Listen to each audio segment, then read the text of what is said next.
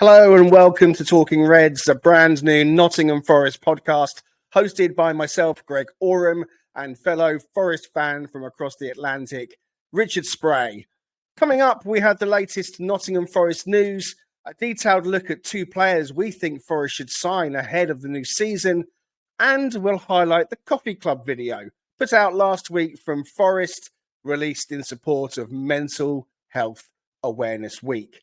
If you're finding us for the first time, welcome to the channel. And if you've been here before, welcome back. Hello, Richard. How are you? I'm doing great, man. Thank you. Looking forward to this. Me too, especially after Sunday.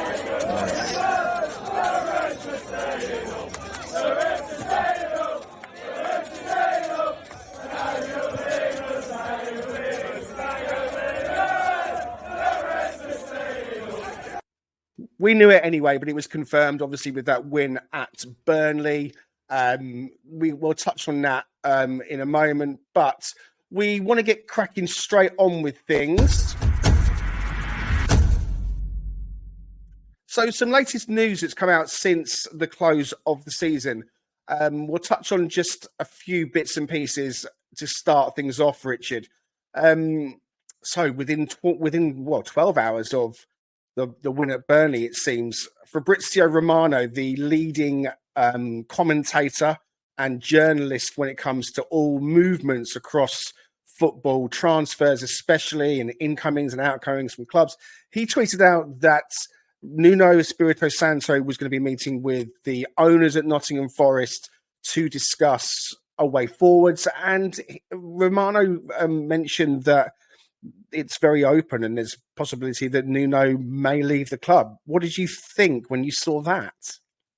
I mean, my initial reaction is, I wouldn't say shocked, because invariably, there's going to be dialogue, there's going to be conversation, and he's certainly gone through some things, right? I mean, he had a tall task, as we've discussed in previous episodes, and has been discussed in other podcasts. But I think that concept of stability just seems like, for the brief moment, I'm thinking, oh, great, here we go again, right?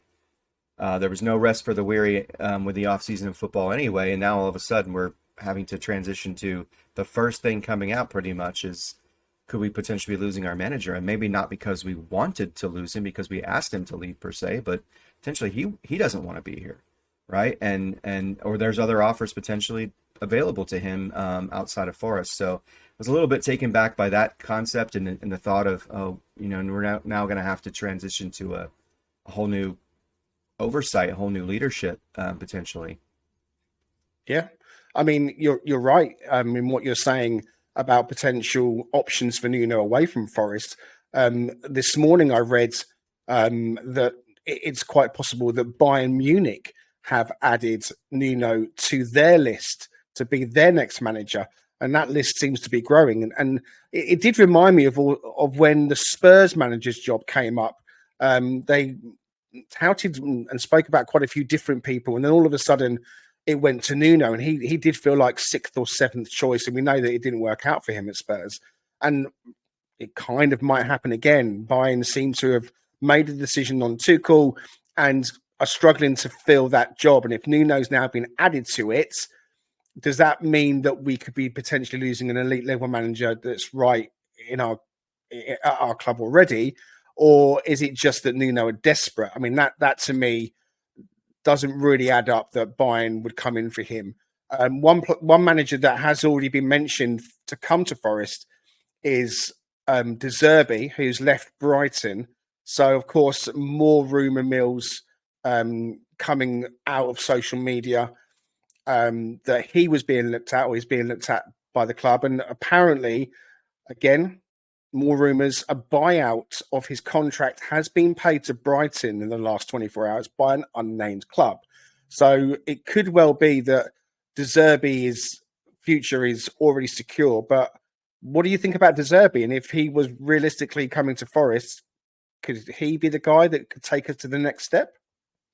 I mean, I think tactically he seems to be pretty sound, right? I mean, based off of the progression of Brighton, I mean, they had they had good players, right? Like, I think you and I have spoken offline about the fact that they've had Caicedo, they've got Gross there currently, and so they've had good talent in the dressing room and on the pitch. But from the way that he elevated that team to, I believe, into a European contention, right? You got to imagine that's going to, and not that Nuno didn't do that because he did a similar thing with Wolves, but I was a little bit not shocked, but at the same time a little bit confused as to whether we would actually have a shot at bringing him in. Because the initial thought, and I think what we've kind of discussed through messaging, is that you would assume that he's probably more of a focal point for an AC Milan, maybe even a Bayern Munich. He's got a little bit of a profile now. He's obviously had success in the Premier League, which we know is the most difficult league in the world. So his CV seems to speak to somebody who's probably ready to transition to something. But I wouldn't say. I mean, I would say Bayern's probably a step up in terms of notoriety compared to a Brighton, right? Maybe AC Milan as well. So that felt like initially that would be the most likely choice, just because of his being an Italian gentleman himself. That would feel very natural, sort of plug and play. But yeah, I was a little bit. I wasn't totally surprised by the fact that we're being linked with him, because we get linked with a lot of things, a lot of players, a lot of individuals in that social media space, but. I think as an individual, from a personality standpoint, he's very different than the last two managers we've had, right? That's clear. So it'd be interesting to see how the players react to someone like that. He seems a little bit more intense versus a Cooper, versus how Nuno, especially Nuno, with being as laid back as he comes across as. So yeah. Yeah, I think that if you told me that De Zerbi would be our next manager just a couple of months ago, I would have snatched your hand off. Yeah. I'm probably still in that ballpark, because I've stated that had I, or if I had to, I should say, if I had to make the decision on Nuno's future at the moment, I probably would make the change. I'm all for stability, but I don't think you're going to get that at Nottingham Forest. I don't think you get that in the Premier League, and I don't think you get that when you're a bottom 10 club, especially. The trigger is being squeezed all the time on those managers, and so as much as it might be we might want stability, and we might want a manager to stay for a year, 2 year, 3 years, it just doesn't happen these days. So I'm completely at peace with how it works, and so bringing in a new manager now for me would make sense. If you're going to do it, then do it now. Yeah, there's no point getting things started. I have no problem with the conversation about the manager coming up straight away. That's football. People were complaining about the timing. I mean, come on, guys. It's a never-ending situation when it comes to football news, right? It doesn't stop. It's ever-changing all the time. These journalists are always looking for the latest hot gossip. So it made no difference to me whether it came out within the 10 minutes or within 10 hours or however long of the final whistle. If he's going to go, if they're going to make a change, then great. If it's De Zerbi, I still think he'd be a good manager. People were saying on social media they really couldn't see De Zerbi wanting to come to Forest. I completely disagree. We're a Premier League club. We're going into our third season. There's a project there for someone like him. You know, he's done well at Brighton. We're a bigger club than Brighton. We'll always be a bigger club than Brighton. I see it as a step up if he wants to come to us, but I don't think it's going to happen. I think if he has signed on for another club somewhere else, it's likely to be, as you say, AC Milan or maybe Bayern. I'd stick Juventus in there as well as an option, possibly, for him. So we'll keep an eye on the manager situation, of course. Players leaving. It came out this morning, confirmed by Nottingham Forest, that Felipe, Kouyaté and Hennessy will all be leaving the club at the end of their contracts. Felipe, of course, is retiring. Quick word on Felipe, Richard. I don't think you're going to undervalue how much he's meant to the team. I mean, especially last season, right? Because he came in and he really solidified that center back pairing, and he obviously has a lot of talent. Certainly, it seems to be on the decline. I mean, with a lot of the injuries that he's had, it's gonna wear on you, especially at his age. So, but I just think in terms of what he's meant into that dressing room, and his presence and his leadership and his capacity probably to galvanize them a little bit, right? As a team. At a very difficult period last year where we got him out of the transfer window in the January. We probably needed that desperately. Some of that experience both on the pitch as well as in the dressing room. So I'm not going to get into the Hollywood looks, that piece of it, because that's really not my arena to delve into, nor would I want to do that. But at the same time, I know he's been a huge fan favorite in a lot of ways. And so it is sad when you watch the video of him speaking about, his time here and just his place in football in general and what that's meant to him. It certainly seems like he took to the city, he took to the culture, he took to the opportunity to elevate the club and keep them in the Premier League. So definitely going to miss him as a presence, and as a player. But I'm grateful for every second that he's been here and what he's meant to our team and help these younger guys, I think, continue to progress in their lives and their careers. Yeah, definitely. I think last season's Felipe, we saw the very best we could get out of him. I think at that stage of his career, if we could have had him repeat that level this season, that would have been fantastic for us. But just to see him back on the pitch again was really, really good. He will be fondly thought of and always welcome back. Just quickly on Kouyaté, again, good around the club, really got into the spirit last season when the players were jumping on the Waka Waka theme, and he seemed to be at the heart of that. And Wayne Hennessy, again, he is what he is. He's at that stage of his career. He was always coming in as a support to the goalkeepers.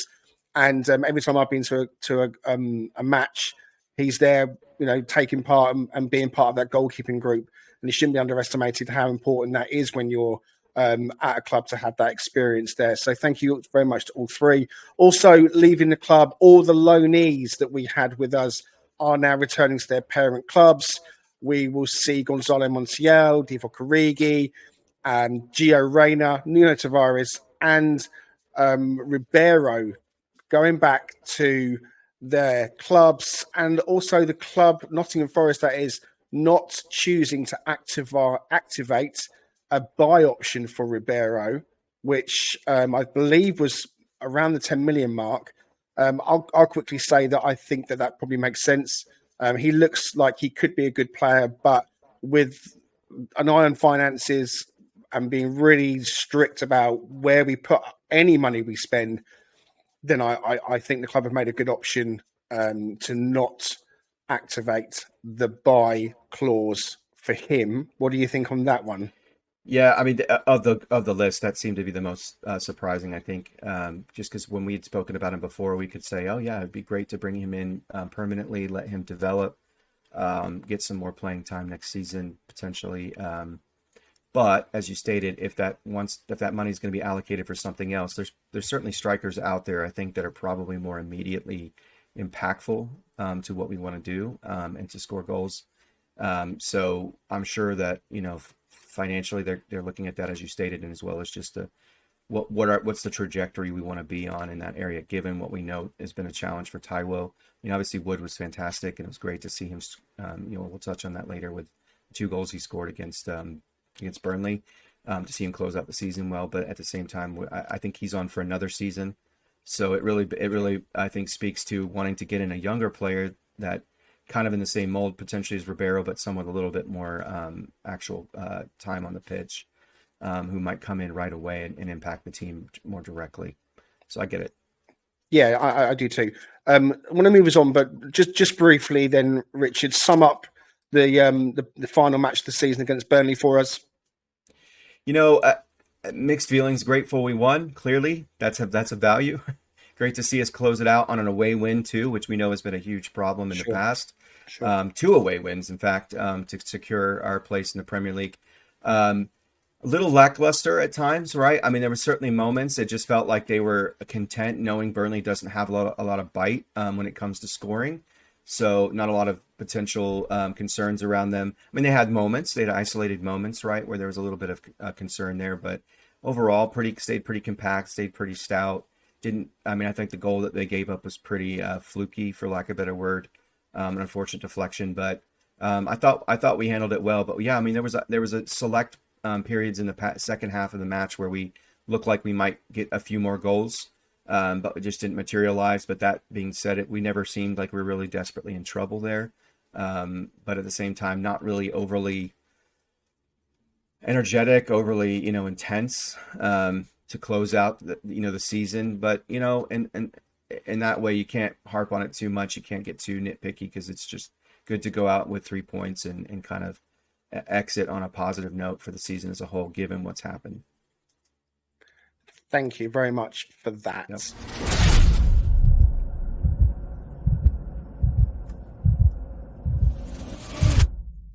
Okay, so we wanted to look at some players who we might bring into Nottingham Forest for the new season. You picked one, and I've picked one. So, can we get your scouting report that you put together for the player you think that Forest should sign this summer? Yep. We've got some highlights to show as well, to kind of isolate some skills on these guys. But the guy that I really looked at, and I kind of went into the championship space and said, okay, who's down there that might be intriguing? So Jacob Greaves, left center back, left-footed guy, plays for Hull City currently, who saw an ascension in terms of their play and their position in the table. They were right on the precipice of getting into that playoff area. They were at 7th place. Their defensive statistics showed quite a considerable improvement, and he actually had 36 matches that he played, and he was capped in 10 of those. So I like the fact that the way the club's looking at him is they're looking at a guy who potentially has leadership capability. Clearly, by giving him the armband, they think that, and that's a pretty good sign for a guy who's 23 years old. That shows that there's some maturity there. That shows that he's got respect of the people around him. Certainly respect of the coaching staff, which I know that the manager was unfortunately let go. But that aside, he's also got good size to him. I mean, he's 6'4", right? And that's definitely something that we're going to need. And we'll touch on that here in a second as we watch the video. So the first thing that really gets me excited about him is he can score goals. I mean, 2, not a lot, but he can put the ball in the back of the net, which is a good sign for someone who's in his position. As you can see right there, he's a nice header goal. I don't want to get too ahead of myself, but the reality is we got to look at what are the traits of the individual that we have there now that we never anticipated being as good as he's been in Murillo, who was our player of the season, right? What are the traits there that we can kind of retain? Is there anybody out there that certainly may not have the ceiling he has, but is awfully close in terms of comprehensively what he brings to the team, and especially in that particular area of the pitch where we need that capacity to execute the blocks on the shots, can ping the ball from the back to our wingers and to our striker, can do a variety of different things, has got some ball skills as well as ability to be effective in the air. So that's what we're going to touch on. But this portion of it, we're going to really look at his passing, so you can see how effective he is in that way. I mean, some of these are absolutely spot on and right at the feet of these players. I mean, the timing of these things are for me, is incredible. And we saw that frequently with Murillo. Yeah, you can see here, I mean, just absolutely puts it on a dime right to his winger. This one I thought was really impressive because, I mean, the capacity to ping that ball on the fly and get it to that wing player with the kind of accuracy that he did, it was pretty remarkable. I mean, it's just, this is the thing that stood out to me the most, and it just felt very reminiscent of what we've got in Murillo today. Very, very pinpoint by the looks of things. Oh, Always, absolutely, yeah. always looks like he's getting the ball at his feet and looking up and looking for that pass. Obviously, it seems like he's Yeah, been coached to do that. But having a player with the left foot, left side, as you say, to yep, come in and possibly replace Murillo, who we think's going to go. I mean, he right, also reminds me of the kind of long range pinpoint corner passes that we used to see from Michael Dawson as well. right. So yeah, he looks a real good ball playing centre back. Absolutely, yeah. And that's and you know, being as young as he is too, and seeing that kind of skill set with the kind of refinement that it appears that he has right now is pretty remarkable. So that, yeah, that's one thing that got me really excited as I'm watching this. We know he was also voted the on the all EFL championship team this season. He was voted player of the season for Hull City. So that's, again, all very good signs for what he means to that team. And he's a whole kid. He grew up in that area, and he's that's his club. That's who he grew up supporting too, which is, so it's gonna be difficult. As we saw with Brennan Johnson, that's always hard to pull guys like that away when they have such a connection to the club that they're playing for. But the other piece I like too, and we all agreed that Murillo was phenomenal at that timeliness of how he tackled and how he got those blocks. How he cleared balls off the line. We know his deficiencies, and which isn't completely out of in his control. I mean, 5'11", 6 foot in that area, but this guy, of course, being 6'4", and he's just the way that he approaches this, and it's really, as I kind of coined it, appropriately aggressive, right? Because Murillo was that way too. He'd get right up on somebody, right, and he would just nick the ball from somebody quickly. And so those key moments where he doesn't lose his composure, I'm seeing something similar in Jacob Greaves. So you can see a few examples of how he, I mean, look at that. Just took it right off the guy without, even second thought. Similar, again, appropriately aggressive, good timeliness of his tackles. So again, coming across, sliding across the box and knocking that ball away. But he doesn't look rattled. I think what I like about him is he looks very much in control. It's not like he's somewhat frenetic and all over the place. He's just very, very composed. And it's, like I said, similar traits to Murillo. Yeah, he seems strong in the tackle, which is what you're going to need in Premier League. So rangy passes, composed and strong in the tackle. It seems like he's putting his foot in quite nicely there as well to stop an attack and then get things started quite quickly. Would you say? Yeah, absolutely, exactly. That's what I like about. So, put it in these terms. So, in quarterback play in American football, right? One of the things that they always will talk about favorably for a quarterback is when they're able to go off script a little bit, right? But keep their eyes downfield so they know exactly what's going on. I see a similar concept here. As soon as he gets the ball back, his first inclination is to get up and look around quickly and make decisions quickly, right? And that's what you're going to need, right? Because we know, especially in the Premier League, the intensity of the game goes up, the speed of the game goes up, people's reactions to things and their ability to dissect the moment goes up. So that's what we're going to need in a guy like this. And to me, just by looking at this, I mean, when you see highlights of people, they're always going to be incredibly favorable, right? We're not going to get all of his mistakes, but based off of what I'm seeing in these, to me, it mirrors exactly what we need at this position, right? Of a guy who's 23 years old, so he's ascending as a player. Hopefully, can make that transition based on his traits. You would think that would translate, but again, we're talking about a whole nother level of caliber of player that he's going to have to face week in and week out, especially in players, like a Rich Harrelson or someone who has some experience, who's a kind of a quintessential striker and can really put the fear into you and really rattle you. But based off of what we've seen, it looks like he can handle it. So we'll see. But like you said, right away, he gets up and he's finding that next pass. Whilst you're talking, let's keep that playing for people just get an idea of what you're talking about. Absolutely. Sorry. So you can see, I mean, you're good. The way that he's kind of positioned himself in the box, he clears it with some significant power, right? He's not just pinging it right to the opposition's player.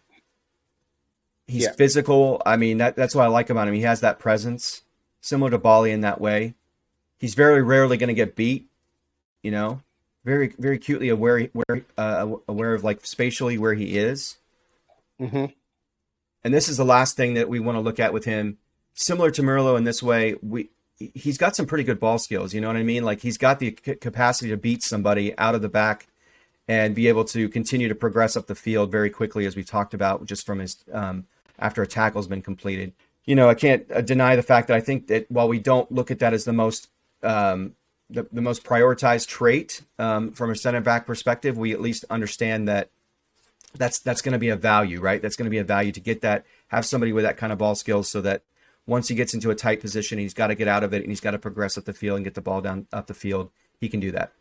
So yeah, that's Jacob Greaves. I forgive me for going on a little bit long on the tackling and making the pauses as I did, but I don't know. I was just incredibly excited with the litany of things that I saw from this guy and felt like, man, this is a guy who can jump in right away and probably provide meaningful minutes to us and certainly take us, hopefully, from a team that's really struggled to clear the ball out of the box.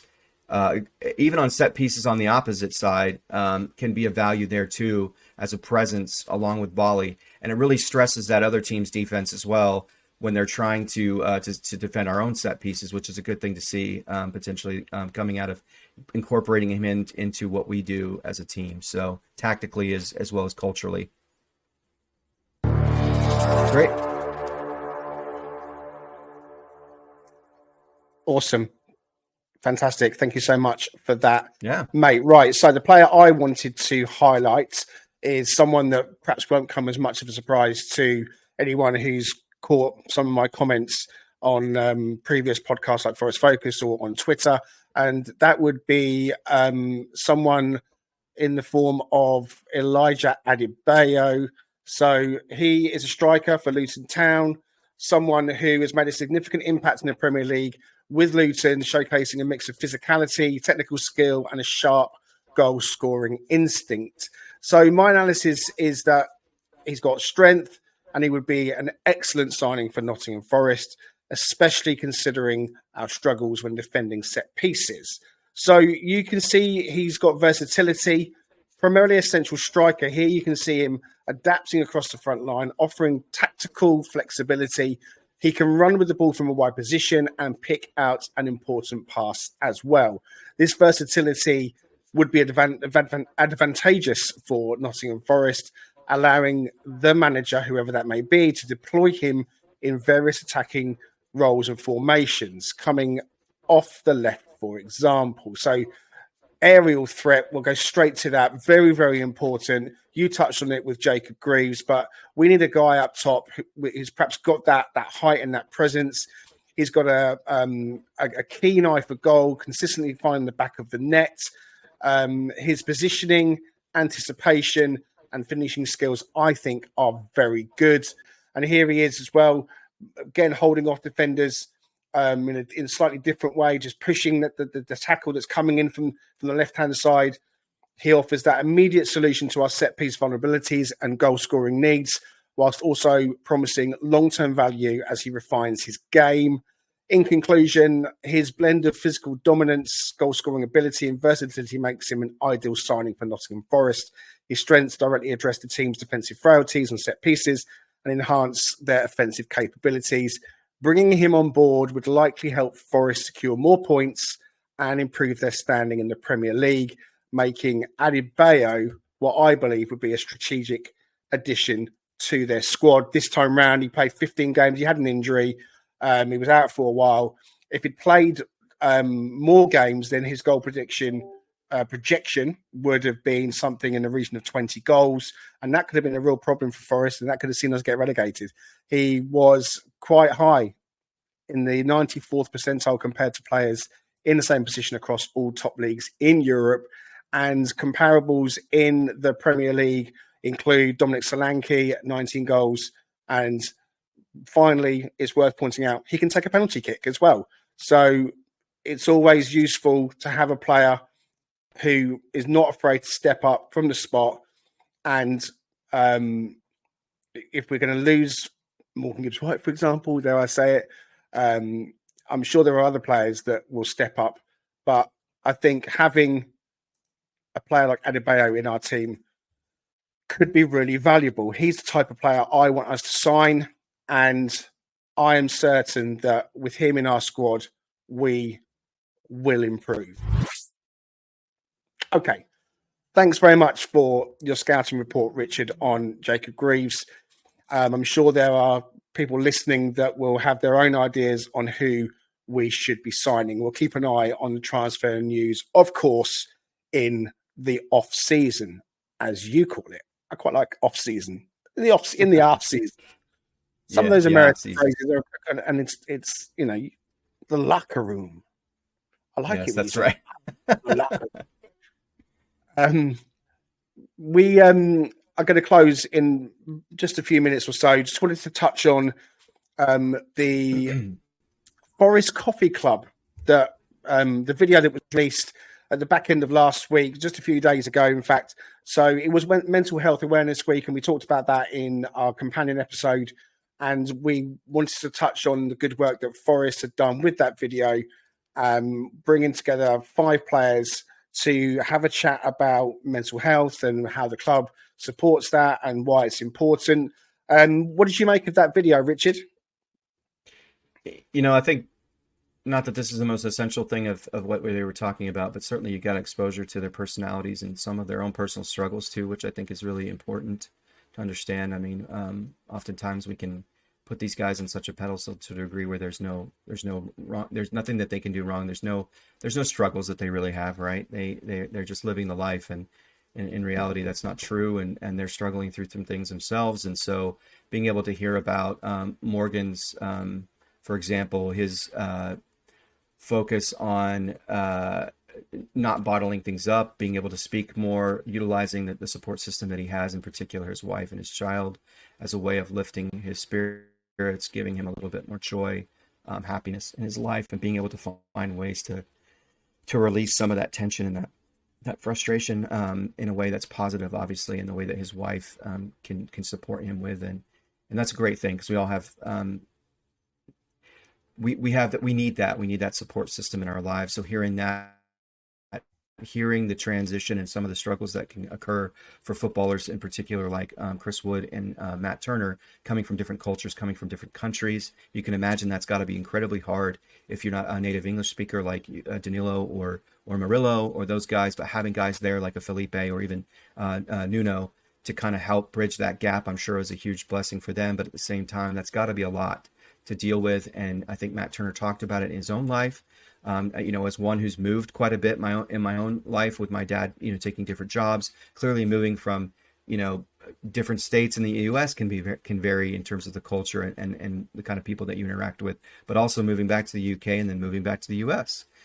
So I understand that concept of how much that can weigh on you, how much that can be a challenge. So I appreciated what they shared about that. It just gave us a good glimpse. And then Nico talking about just his progression as a youth, as an academy player coming out of Wales, going to Liverpool, and all of that, all the challenges that accompanied that.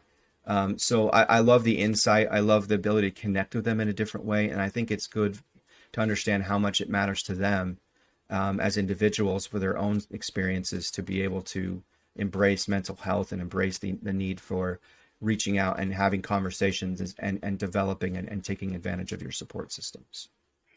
I thought it was quite interesting when Chris Wood was talking in that clip. He admitted that he's actually quite an introvert, and it takes him time to open up in new surroundings and perhaps settle down. And I wondered when I heard him say that, could that maybe explain why he didn't, or we didn't see the best of him when he first came into the club last January? It took a while for him to really get going, and we saw the best of him this season. I know he started on the bench because Taiwo was playing, but when Chris Wood was called on, he was fantastic for us, and everyone was really happy. Their opinion of him changed instantly. So I thought that was interesting, and that maybe highlights that, give these players a chance, because they're all different. They're all different. Some of them will take longer to settle.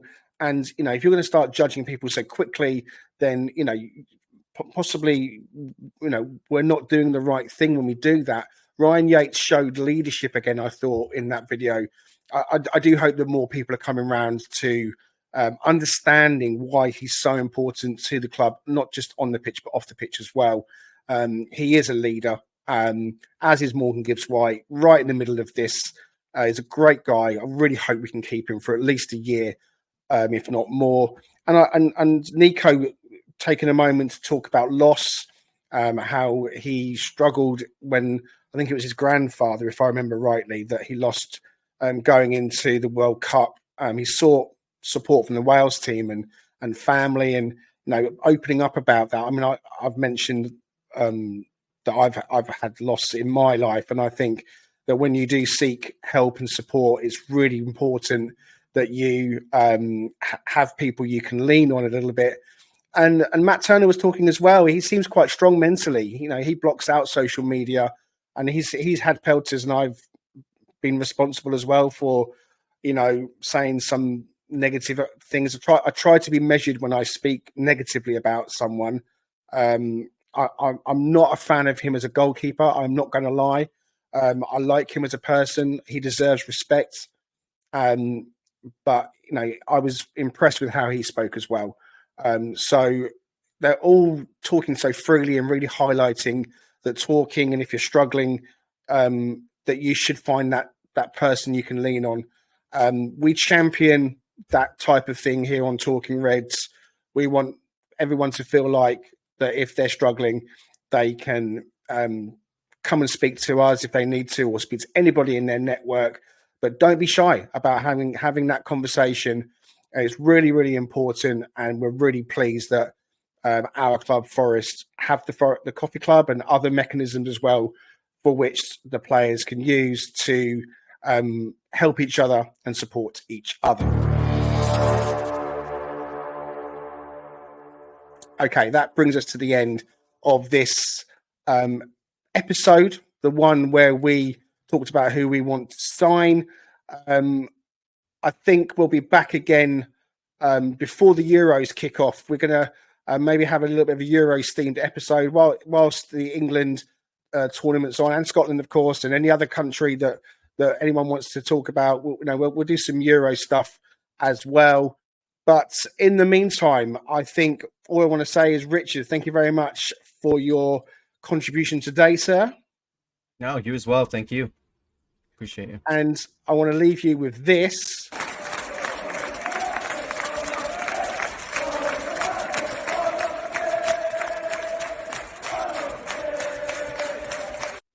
Don't forget, Forest are magic on and off the pitch. You fans make it really special. We hope you're joining us next time on Talking Reds. But in the meantime, thank you, and we'll see you at the next one.